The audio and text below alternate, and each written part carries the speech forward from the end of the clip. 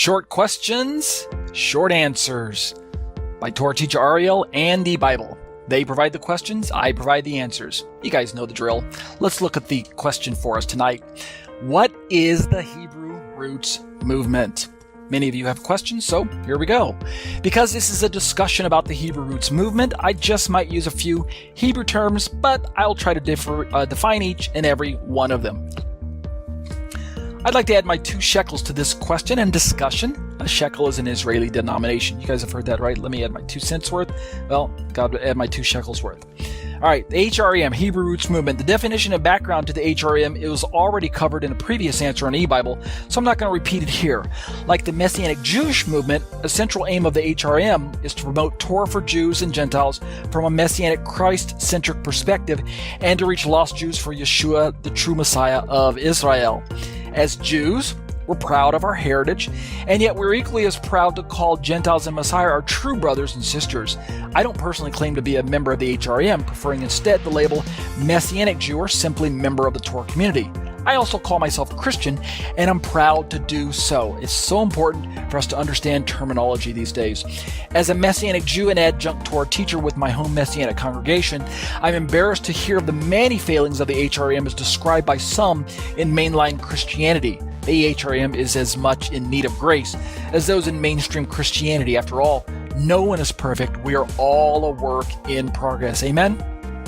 So, while not perfect, everyone must admit that the HRM nonetheless shares much in common with the religious culture of the first century Jewish sect called the Way, since that's an intentional and primary thrust of their foundational core beliefs. As such, modern Christianity, which doesn't seek to purposely imitate the Jewish culture of the sect called the Way, would nevertheless do well to learn what they could from any group that seeks to mimic and recover the original grassroots movement which was started by Yeshua and his faithful few. Make sense so far? Right? Let's flesh this out. After all, logic suggests that if Yeshua and his disciples did it, then it cannot be wrong if in a spirit of grace and forgiveness and without pride and arrogance and judgmental attitudes, we do so also, right? Shema Yisrael Adonai Eloheinu Adonai Echad. We got our little Torah scroll there spouting a little bit of a Hebrew, right? If Jesus did it, why can't we do it? So what should be so simple has unfortunately become quite complex and confusing, thus the many marked differences between standard Christianity and the Hebrew Roots Movement.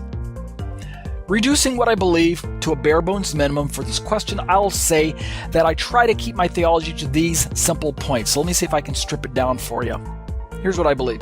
I hold strong convictions that man is a sinner, and only Yeshua can save him, right? That's John 14:6. I'm the way, the truth, and life. No one comes to the Father except by me. I believe that's the verse there. I believe that there exists one God, one Messiah, one Spirit, essentially Ephesians 4:4-6.